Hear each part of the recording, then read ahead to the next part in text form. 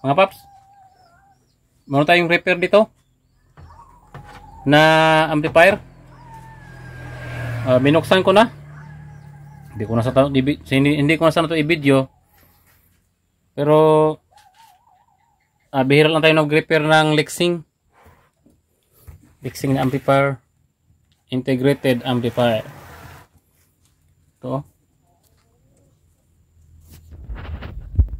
Yan, Lexing. Para ding concert at Sakura.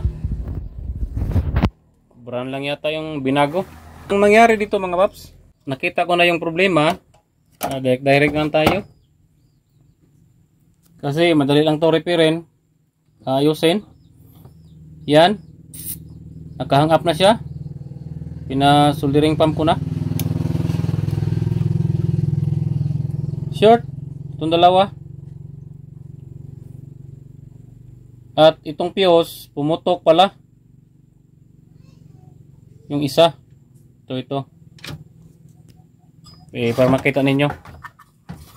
Kanina nung narito pa yung may-ari, parang good naman yung dalawa sa tester. Pero iba talaga pag naano mo na.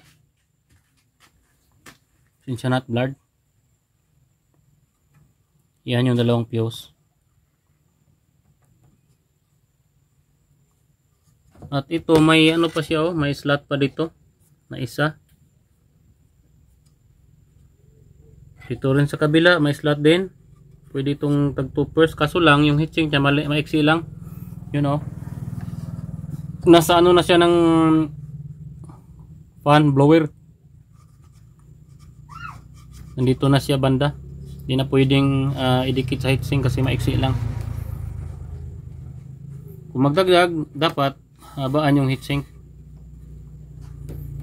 Ganon din sa kabila. Oh, ganon din.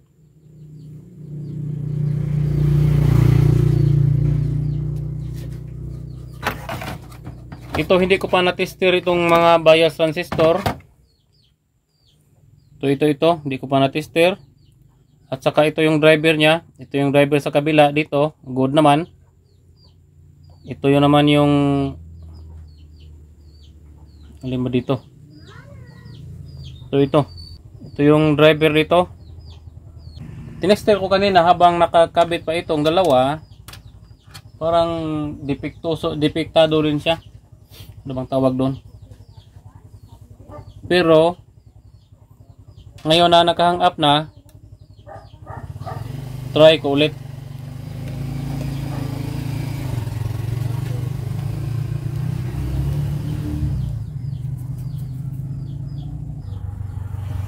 Yan, nilagyan natin ng microphone.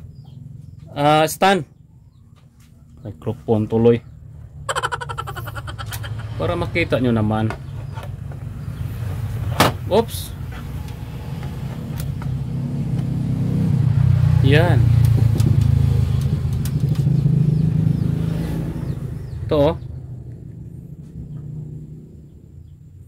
Ito yung base nya. Hindi. Nakabaser tayo. Ano tayo, diode mode.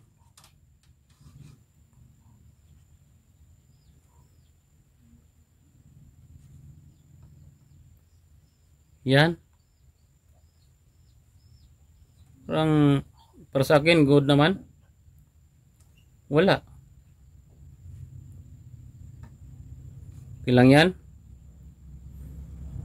Sa kabila naman. Baliktad. Yan.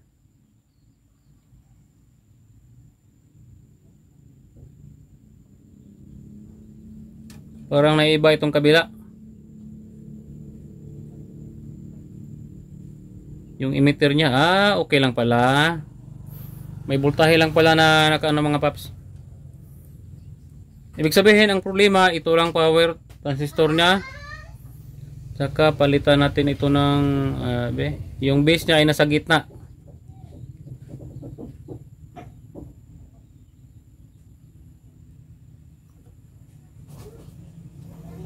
Golds naman. Uy.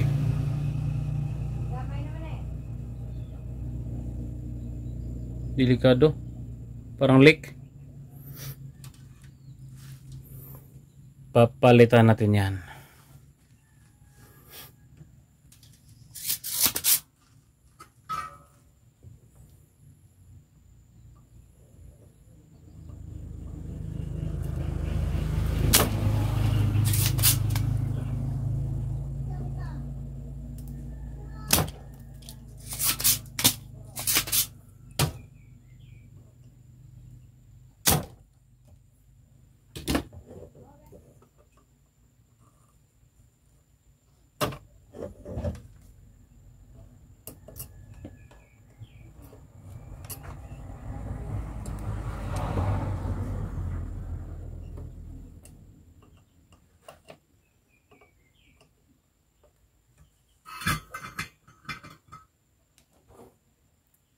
Pahinga ka muna, tester.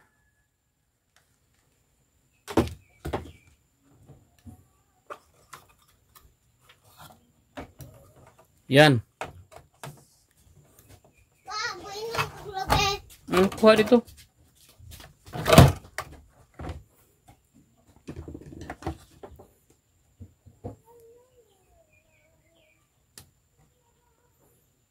Tanggalin natin tong cable tie.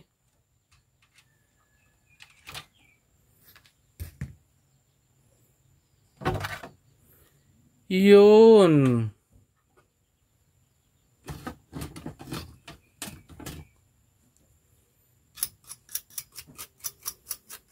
Kalat yung mga mga paps, yung hinihigop ng soldering pump.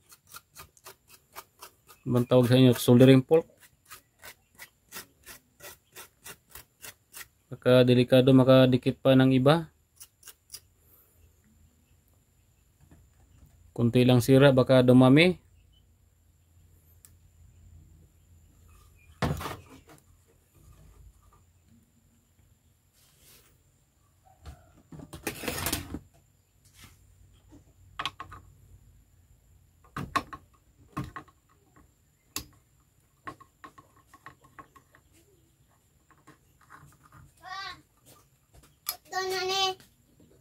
Ungot na.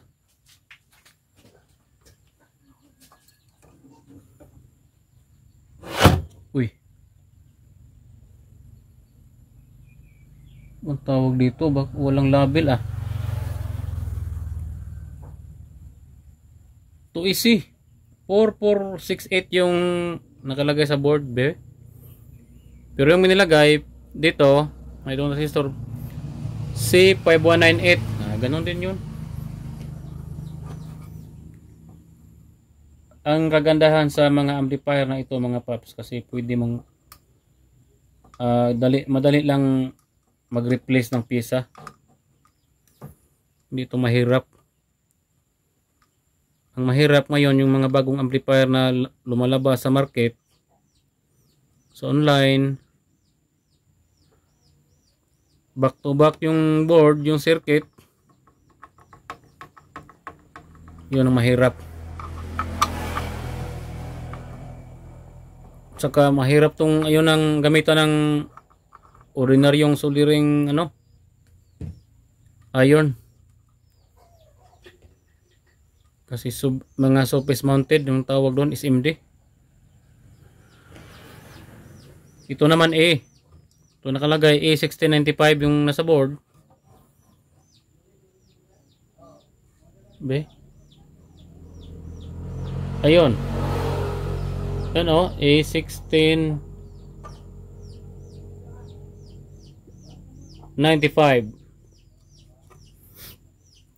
Pero ang original ito A1941.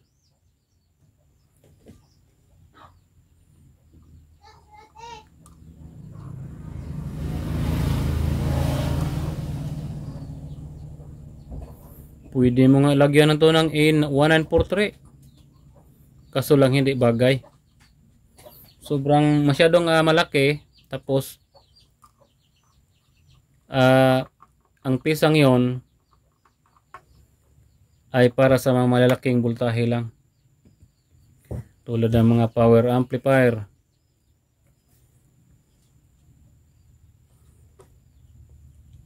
mahal. Tapos ilagay mo dito, useless. Yung iba binabago yung circuit ng amplifier, nilakihan ng power supply ito. Tapos itong mga driver ilakihan, binago yung bias at iba pa. Yung mga matitinding mga teknisyan. So ako di kaya. Mabuti naman yung honest tayo, di ba?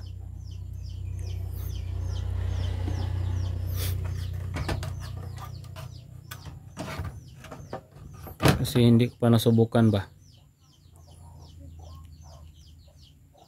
Testera natin yun ulit. 2N5551. Ngayon gagamit tayo ng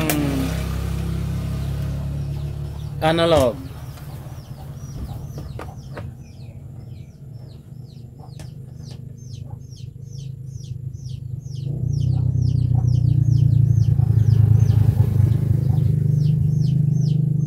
Wala wala, baliktad. Iyon.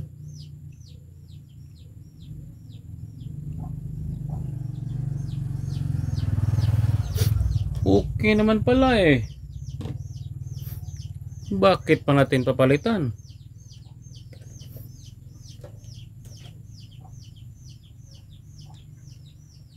Tanggal tuloy. Pati yung silicone paste nya.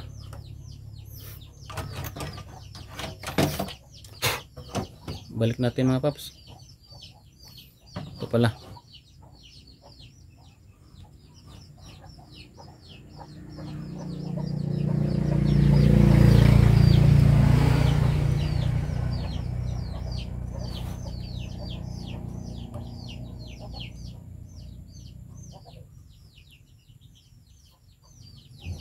Binabalik ko itong screw habang hindi pa napapalitan yung daming lamok.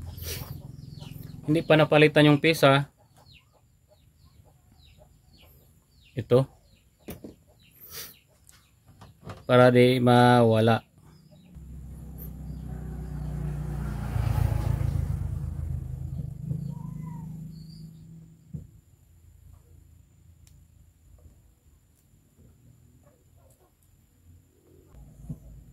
At siguraduhin din magmanghinang nito na walang dumidikit kasi ito ay bias transistor. May possible ito pag nagdikit, tumataas yung bias, sabog agad yung pesa. Sibak ba? Sibak. Tapos idikit natin dito sa kanyang heatsink. Diinan.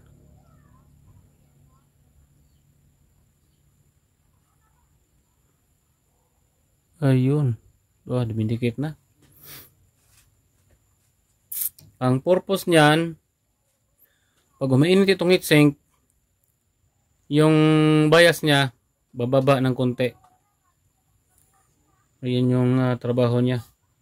Para maano kayo, subukan niyo, magtesting kayo ng solda, idikit nyo dito, tapos magtester kayo ng bias kung dito mag-biasing kayo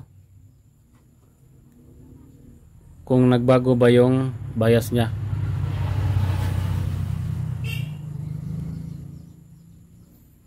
Itong fuse tanggalin natin. Uy, pang-klaseng fuse ito.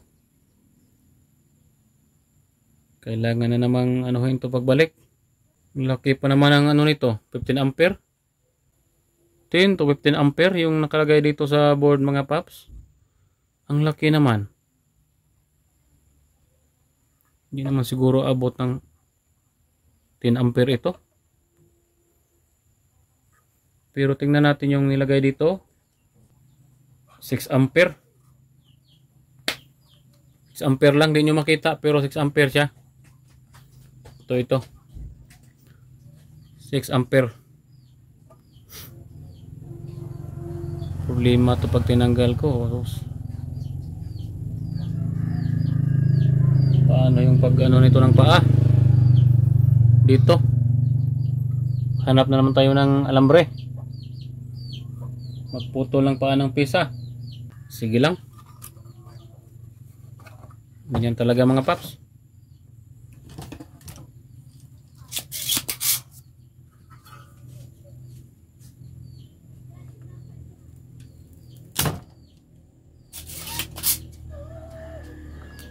Uy, may voltahe pa yung kapasitor. Mag-spark mga paps.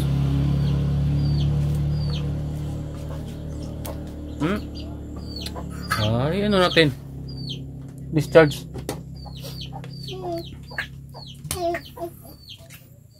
Sa akin, mag-discharge ako. Sulit ang iron lang. Dikit lang sa sulit ang iron yung dalawang paa ng kapasitor.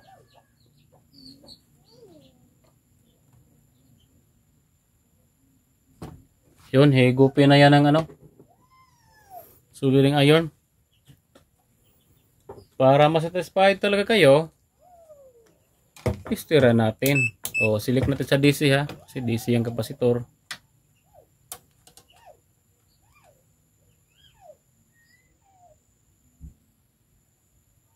O, 183 millivolt na lang. Wala na. Yan. May 9.5 pa na natitira, pero wala nang kwenta yan.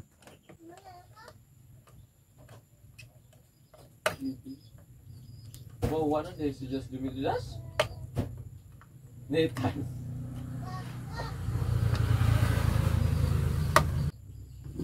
At dukutin natin ang long nose.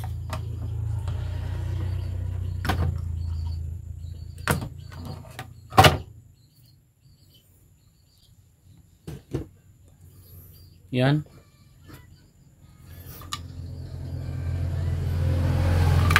Uy. Tester tayo ng analog mga paps. Para maiba naman. Kanina digital, ngayon analog be.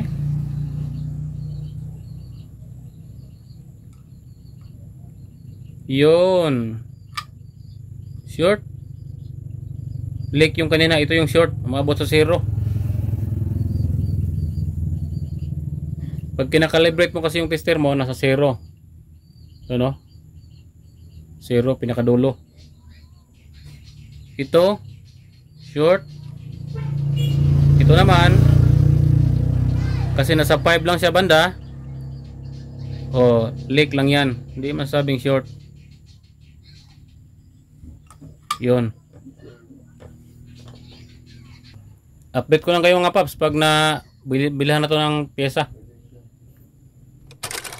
Mga paps, pasensya na at na medyo maingay kasi makalakas ang ulan dito. Ito na yung ginabit ko na. May nabili ng pyesa si Igsu. At ito na lang yung natira, oh. Dalawang fuse ang binili niya.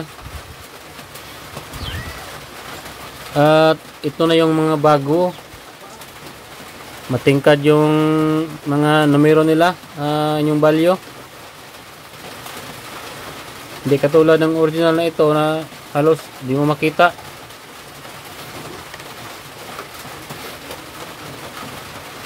Yan. At yung fuse na pumutok, ito medyo nahang ng konti siya, mataas. Kasi yung paa ng ito, pinutol ko, yun yung, ito yung nilagay ko sa ano niya, gilid. Okay lang, basta importante, may fuse na. At yun, ano ba to? So is C pa rin, C598 at A1941 yung value na dito. At pinainit ko pa yung soldering iron natin. Saka tingnan ko pa kung baka may loose contact. Kasi nung una daw, bago ito nasira, Nagano siya, naghumming. Sabi ni Uncle, badyong ba? Ng ano? Ugong. Baka may lost contact pero okay naman. Baka yung ano yun, transistor, malapit lang mag-leak. Yung leak. Okay naman. May nakita ako dito sa paa ng transistor na ito na maliit. Maghinang tayo ng konti mga paps. Para sure. Okay. Nasa collector yung ano niya. Yung parang lost contact.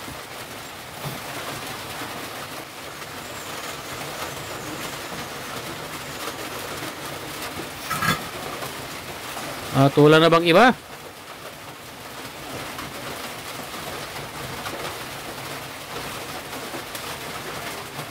Parang wala na. Hinanangin natin yung ano mga paps, power transistor nya.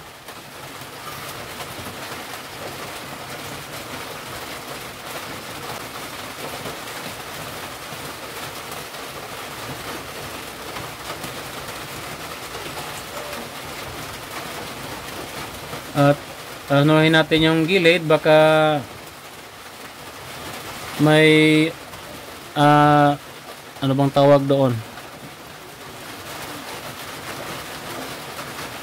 tumakbo sa kabila yung lead.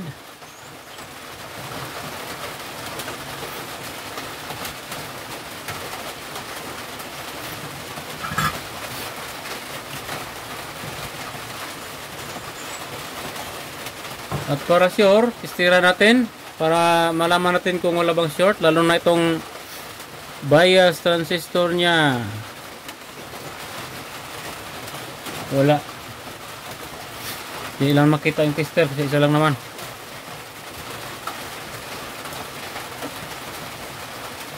At ito na, ikabit na natin.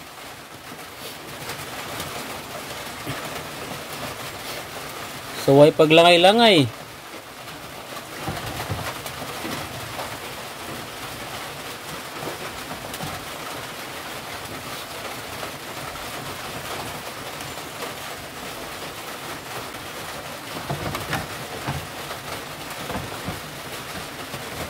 Wow, masikip.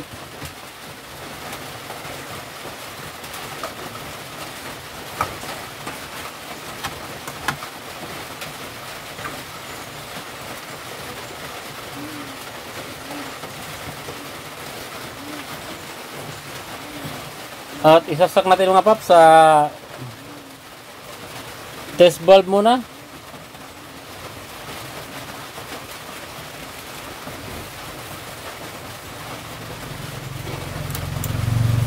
Yun.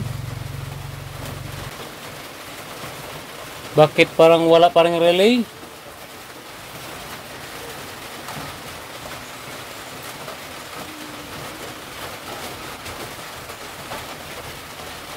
Ayun. Naka-off pala dito yung ano mga paps. Yung A plus B. 1. Mag-check tayo ng bias mga paps kung ilan. Set natin sa DC voltage.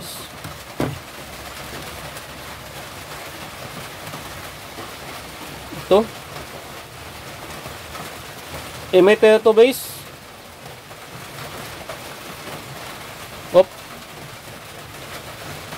Slide siya na slide. Wala pang tornilyo. Pag tester ka dito, kailangan maingat ka sa iyong kamay.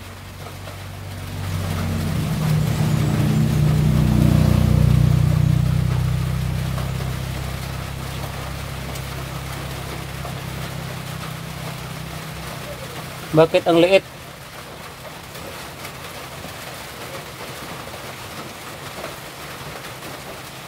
Yun, maliit mga paps. Sa kabila ba?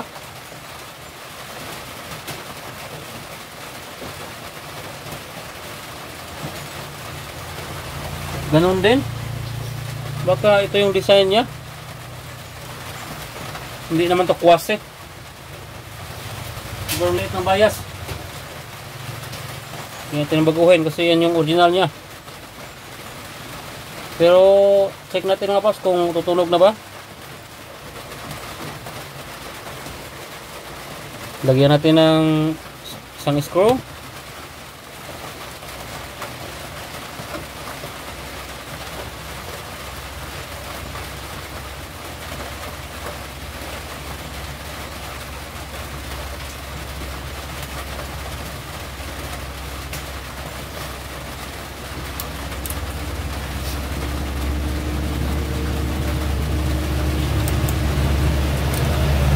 Yun, nag-click yung relay.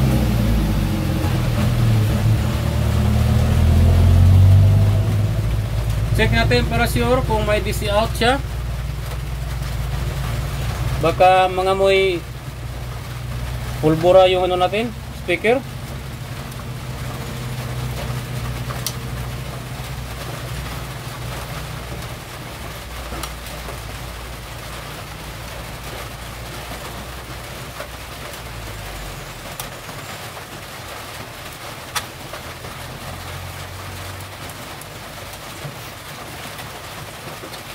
Mahirap na magtiwala kaagad kasi nasunugan ako nito mga paps ng speaker. Yun, wala. Sa kabila ganon din. Okay.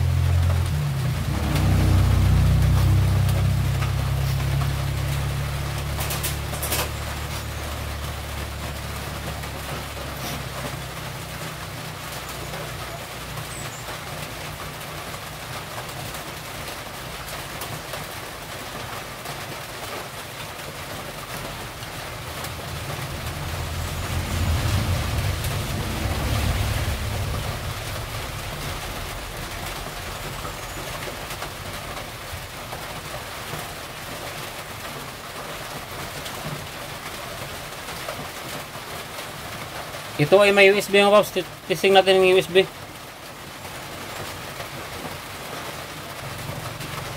Ito na yung USB natin. Oh. Parang may problema sa volume mga paps. Anahan natin ito ng WD-40.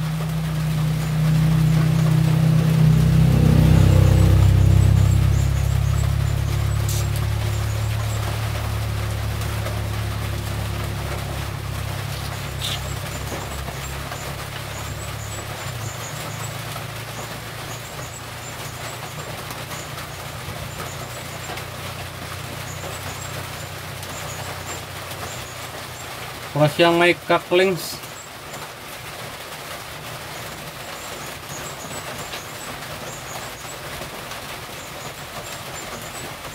Oh, wala na.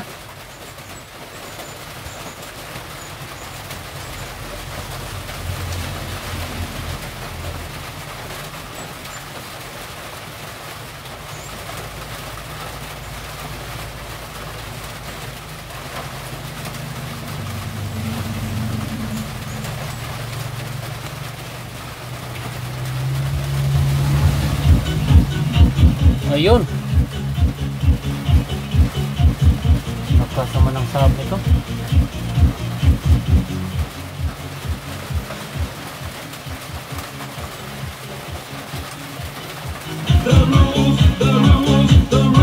We're breaking the rules. Sana walang copyright.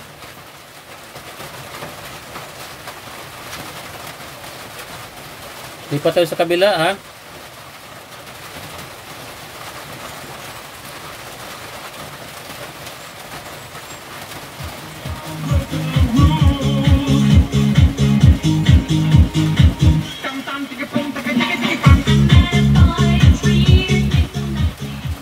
Okay mga paps. Hindi lang natin patagalin, baka makakapira tayo. Sayang yung video natin. At takpan na natin to. At dito na lang mga paps. Thank you.